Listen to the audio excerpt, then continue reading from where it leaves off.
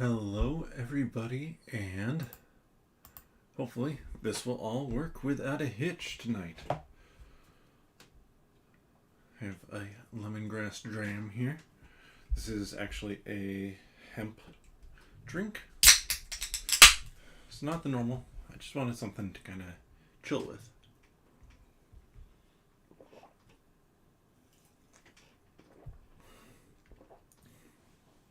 Lemongrass flavor. Just nice, relaxing drink to have. So, got two games on the table today. The first being the one that you can see or saw on the thumbnail for this, which was up mere seconds before I started, which is Bargain Basement Bathysphere. This is one that, well, a Fatal Paper Cut, who is in the chat fairly often, recommended to me. It was just, it's a solo campaign-ish roll and write. And I'm going to be going through the first scenario once, maybe twice, just to see how it goes. It's a fairly big roll and write game. Now, very simple for what it does, but still fairly big. And with that, there's a few different things I might need to figure out as we go along here. But also, it's a pretty fun setup. And then Featherlight. This one is a little set collection. Not really set collection, but a manipulation game where you're trying to end the game with a hand that is going to score the most points possible. There's a solo mode for it, so I'm going to give that a go, see how it goes. But let's get down to the table and hope this is all working. Hey, you can see my hand and the mouse. Nice to show off that mouse there. You can see everything. Now, like I said, this is a very large board. In fact, large enough that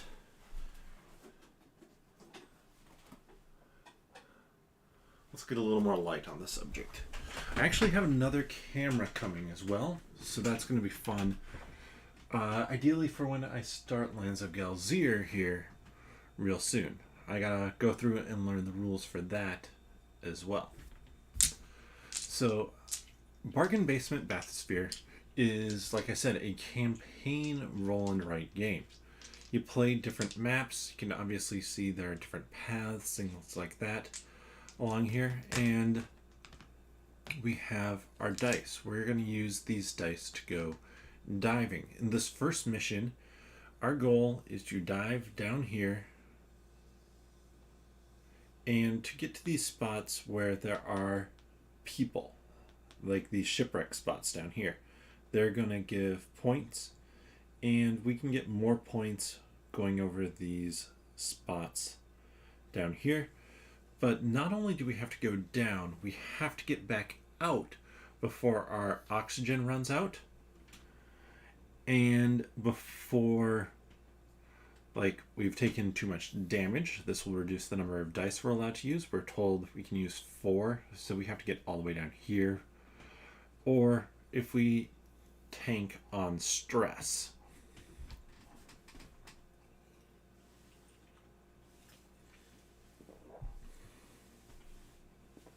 So, how this works, gonna roll the dice. 6, 6, 4, 3. Let me grab a rule book so I have that handy.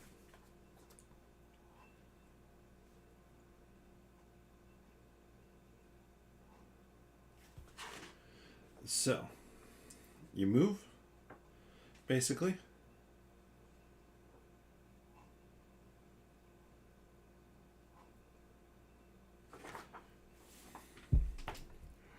So on the way down, for example, I can start by using this 6. So I go, let me make sure I read everything correct here. So I go 1, 2, 3, 4, 5, 6.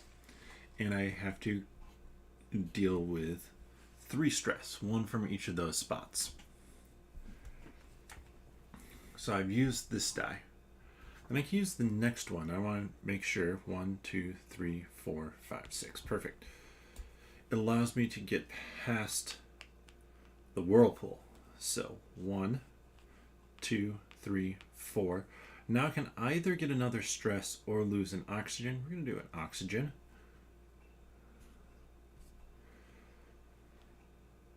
5, 6. That is a blank spot. And I can always choose to re-roll these dice if I don't like the numbers. Here I don't actually mind it because this 4 is pretty solid again. Because, okay, we lose our first one here. This tells you how many dice you can have. 2, 3, 4.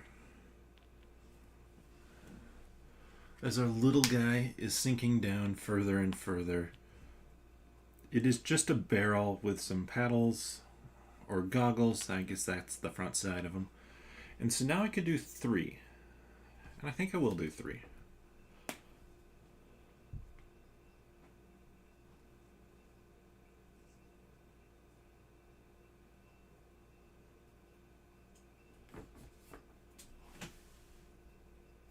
Gray spaces can be empty, have an action, or go 2.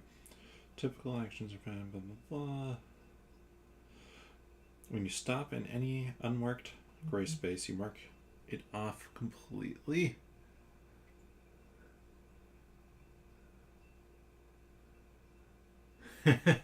Welcome, Nas.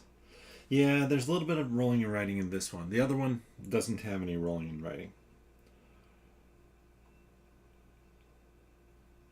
Okay, so even if I stop on an action space, so like right now I'm going to use this 3 just to go 1, 2, 3.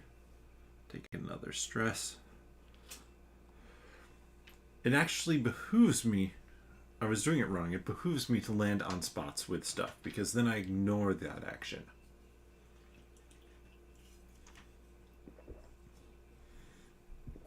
So then I have to take another stress to re-roll all the dice.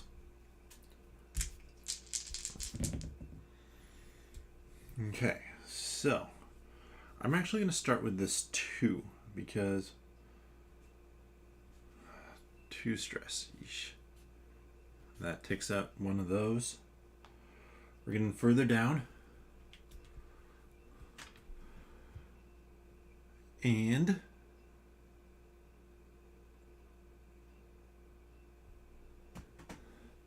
now I can go 1, 2, 3, 4, 5, which is actually ideal. Skip over the whirlpool, and now I can cross this spot out without having to do the action. Then if I go 1, 2, 3, 4, 5, 6, yeah, let's do 6. 1, 2, 3, 4, 5, 6. I mean, this is a big roll and write, so it does have that going for it, hopefully. And I'm going to take a stress to re-roll all of them. I'm looking for a 3 here because perfect. Now I can start to rescue people. And in fact, I might just head back up after this. 1, 2, 3. I stop there. I can spend these 2 to give myself 10 points, which is a good score. It's, you can barely see it. Yeah, it's not the it's not the size of the dice that matter. It's how you use them. And now I can start heading back up. So I go 1, 2, 3. I've landed on a spot with a mark. I take a stress. Then I have to re-roll, so take another stress. Oh boy.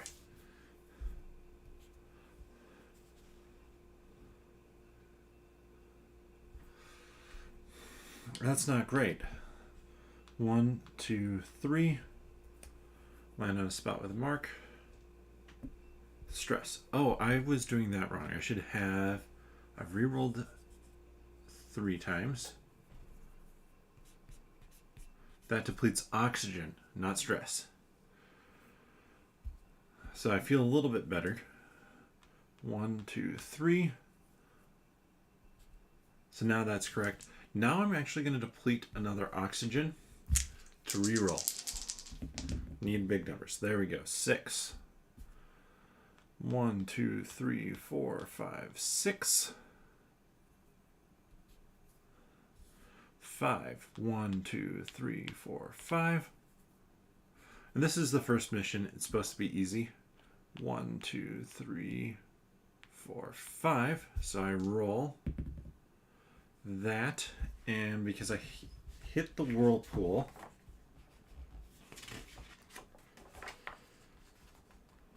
then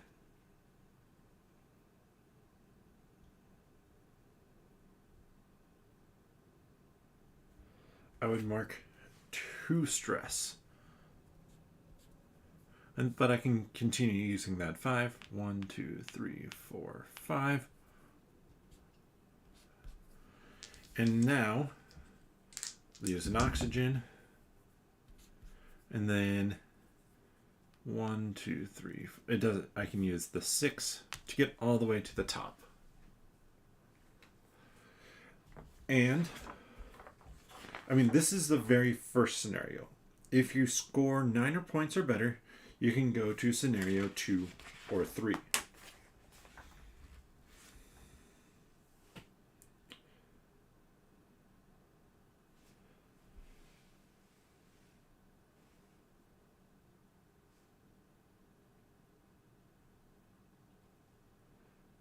So the next scenario, for example, it's the same map, but you're going this way and back.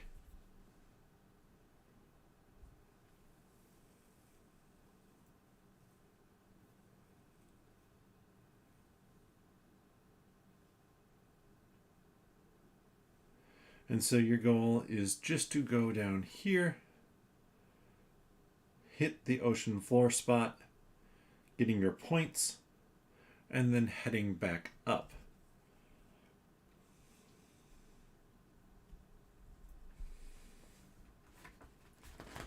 Assuming I did that right on the first one. Yeah. So it's basically the exact same thing over again, just a slightly different route. So now that I've, figured out what I was doing wrong, let's take another rescue. And so not all of them are going to be these rescues. This one's just going down and coming back up like the first one was.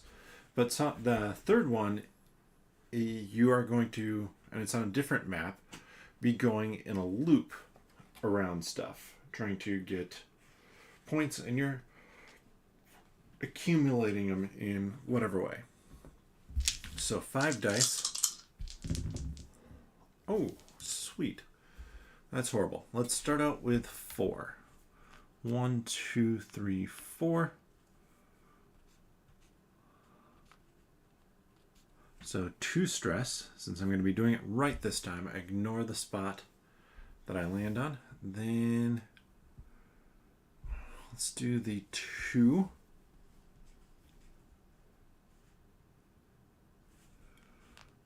And I'm going to use the 5. 1, 2, 3, 4. So I can start to see how in a bigger game where you're looping more, how you might want to, like, for example, I'm going to spend an oxygen now to reroll. Like, you have to think critically about where you're stopping. Because, like, here I'm going 1, 2, 3, 4, 5, 6. That's great. I moved a long way. But I take a stress and I cross out one of those. I'm getting closer to losing a die. 1, 2, 3, 4, 5, 6, no. 1, 2, 3, 4, yes. So we'll do an oxygen and then 2 stress. And continue on the way.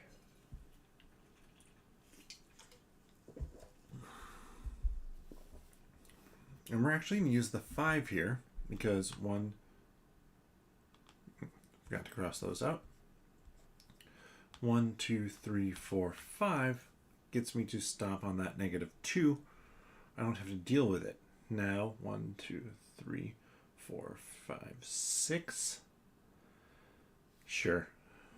1, 2, 3, 4, 5, 6.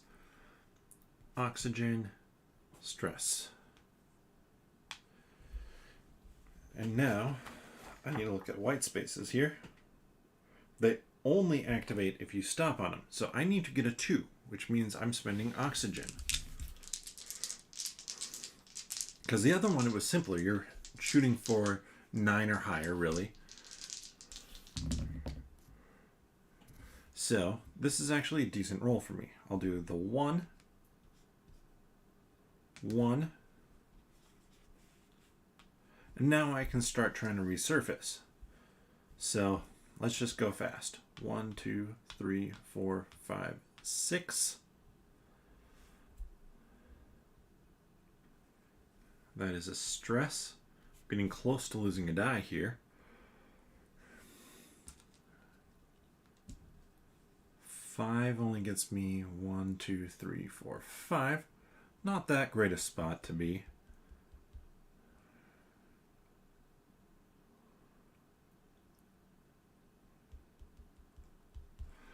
And I think I did it wrong last time. So I'll do the 5 and demonstrate what I should have done. 1, 2, 3, 4, 5. So I take all the dice minus the one I just used and roll it. So that is 1, 2, 3, 4. We're down to 4 dice. So we'll just kick one out. I think we probably would kick out the highest die just to make it difficult. 1, 2, 3, 4. That is another stress. 1, 2, 3. Another stress. And then, you know what? We're going to spend an oxygen just to make sure we don't accidentally, I don't know, take ourselves out with stress. This is not, again, going to be a hard scenario. 1, 2, 3, 4. No. 4, 3, 2, 1. Let's go 2. 1, 2. 3. 4. 4. Oxygen. And then the 6 gets us out. So, couple different games. Both of these have the same objective for them, but there are certain spots on the board that we didn't even use. So like the gray ones here, or the purple ones here. I'm assuming these are specific objectives that you need to kind of hit along the way, and that will depend upon the scenario that you're playing. But let's get this packed up before you leave, Nas. Is I do have a non-roll and write game to play. See, did I do a good job of erasing everything? Looks like I did. Nice. Congratulate myself on a tolerable job. So this next one is Featherlight. Featherlight is a game. I'm going to get this set up. Those are my 2 draw piles. We have the wind. We have this stack of 6 cards.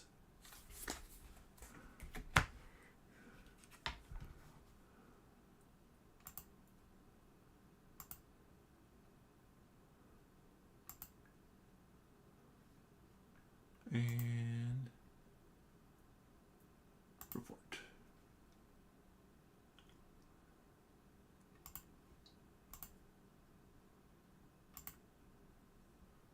There we go.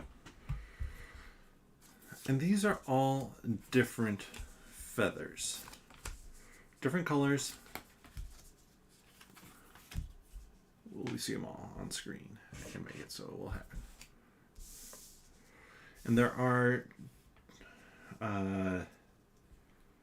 7 different feather colors. So I have a hand of 5 cards. So each card has its own scoring objective. This one is for any color that is missing in my hand or out here, I get 10 points for.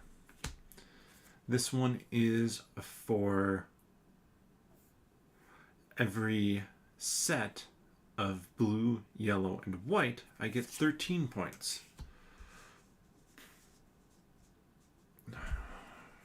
They are so kind as to tell you if you have 4 cards of the same color in hand, and this card would count itself, that is worth 35% of red, blue, and yellow. I have no blues out there. That's 13 points. And this one's just worth 20 points, but is minus 2 points for each black card out there. So that's my hand of cards, and I'll be showing them off as I go along, because the game is pretty simple. Well, very simple actually. You draw a card, and you discard a card. The game is over when one of these 2 piles is empty. But for the solo play, we have this stack of cards up here. It's going to flip over a card, and then based on the number or the arrow on that card and the number on these cards, it's going to cover one up. My options are I can draw a card and then discard it down here, or I can swap a card from my hand with one down here.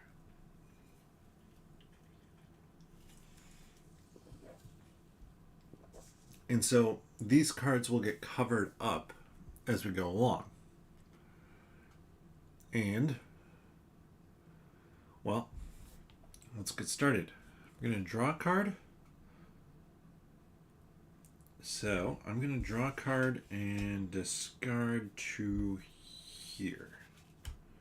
It's a fairly middle number. I can hopefully keep it around. This one's 8 points for each green card in the nest. So if I can load up the nest with green cards, that's a good thing. Then we flip this one, and it says this white one goes on the lowest numbered card. So that's all that it's doing, is it's simulating somebody else covering up cards. Now, it doesn't have the rhyme or reason of another person doing that, but it does present that option. I have to say, I kind of like the artwork on this. That is one goofy looking bird. And that white one's just worth 7 points. I could swap it out with, say, this one. Get another green one in there. Have 7 points. This one be scoring me 24. I'm going to draw one for each blue in the nest. You know what? Let's cover up that one. I could have discarded any of these, but I mean, right now, this one's scoring me pretty well because there's 2 blues, 2 reds, and 2 yellows. So I'd be scoring 26 points off of that one. Now the wind blows. This one goes over the highest number. There's exactly one blue showing.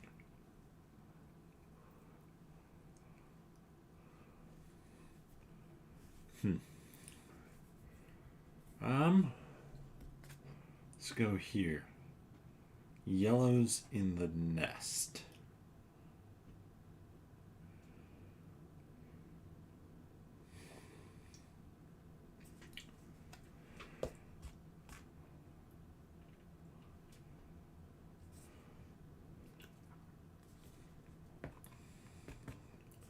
I don't think I'm going to get this red one. So let's drop that there. See what we have. So over the highest one, which currently is only a 39.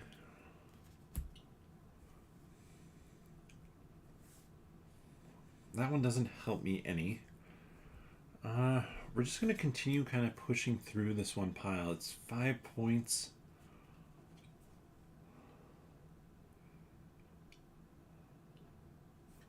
Let's cover that up. I don't really care about the pointage. The lowest number, 26. 4 points plus 2 for each additional one like it.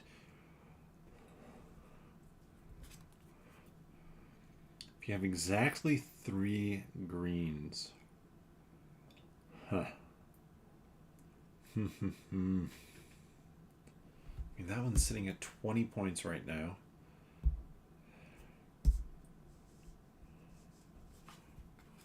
Here, I'm going to do this. There are exactly 3 greens. Currently, I don't expect that to stay. Cover up the lowest number. So we're at exactly 3 greens. There are 7 total colors, and we have 4 of them out here. Yep, 4. And there's 1 yellow in the nest. That one's not scoring me too many points. Exactly 3 greens. That one's doing well. That one's doing well. So this is the one I want to get something better. But this one really isn't better. That's a super low number. Let's cover this one up and then see what happens here. Okay, covering up the lowest number. That works for me still.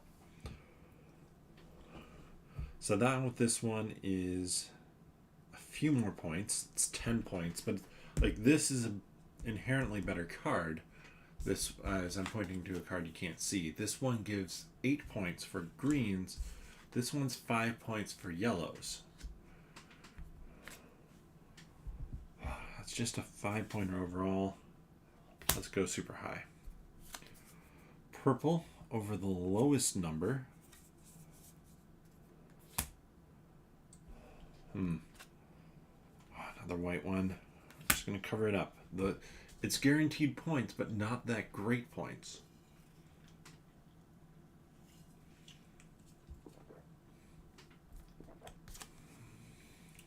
Over the highest number, black, reduces the pointage on this one. So let's see. I would like to get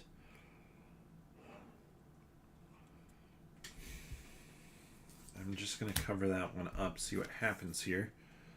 Over the lowest number is, 32. So now I'm actually going to draw. There were 4 identical colors in the nest. That's going to be real hard to do. Well, I could swap. I could take this, drop that on. This is going to be the lowest number, though.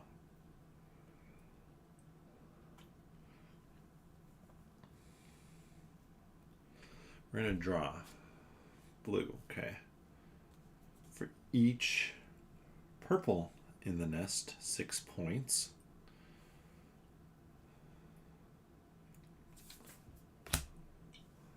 Not worth it. Okay, over the lowest number. Here we go. We're back in business. This card's good. This card's solid. Good. good. You're not great, but I think I'm going to try and push the ending here. Over the lowest number. So, okay. I got to get that covered up. Do that. It's another green. Just going to continue there. Come on, cover up green over the lowest number. So that's a red in there, which hurts some. Let's see. Do I want to spend another turn, or do I consider this to be a good score?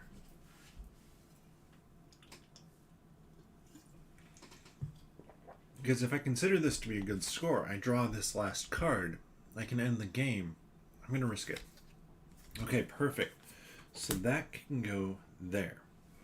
Then scoring-wise is pretty simple. I just go through my scoring cards. For each green in the nest, I get 8 points.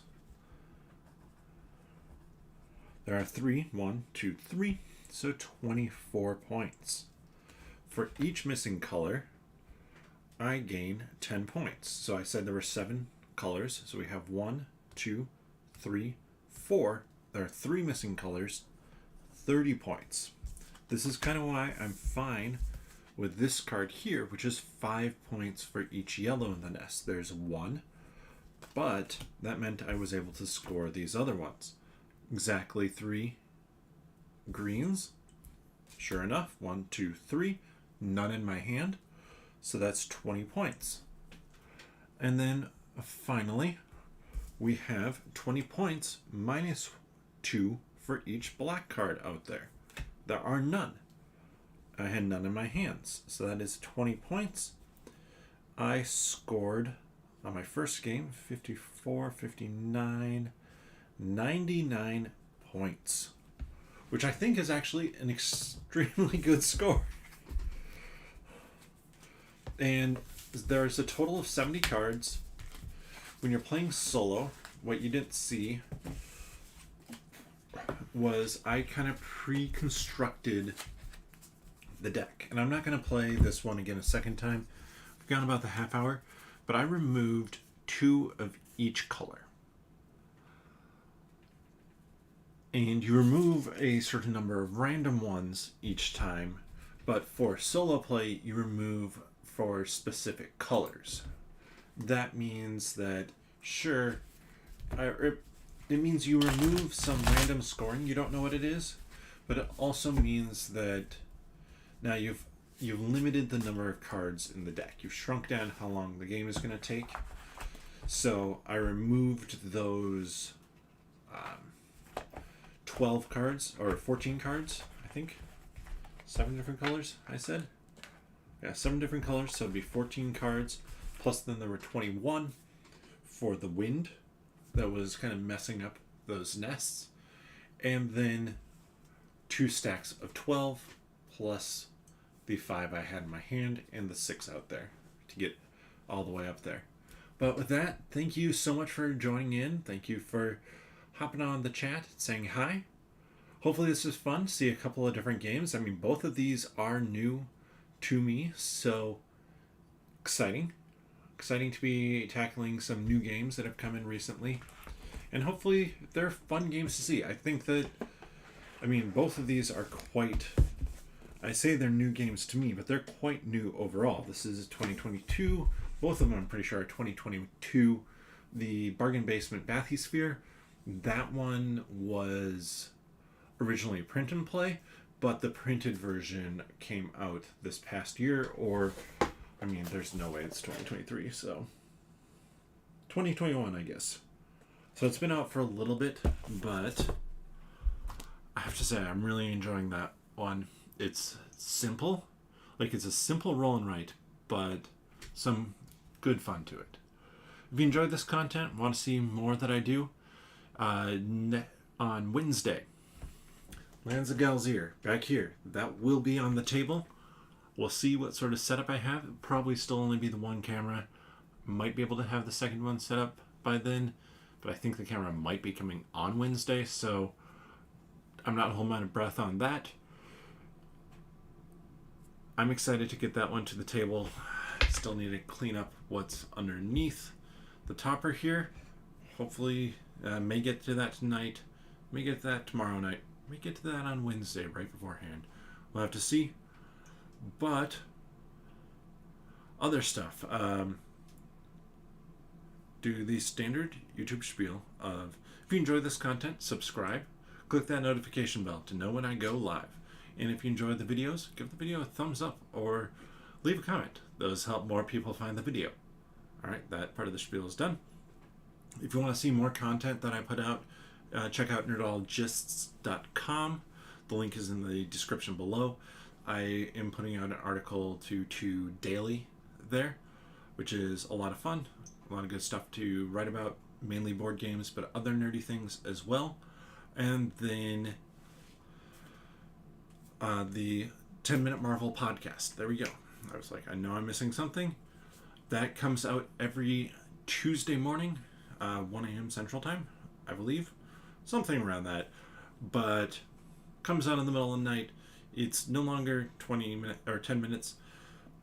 I have a co-host. Takes longer. We talk more. Still a lot of fun. Good Marvel news. Good Marvel content. So check that out. We're getting close to 10,000 downloads. Once we hit 10,000 downloads, my plan is to give away a subscription to Marvel Unlimited. But with that, again, thank you so much, and bottoms up.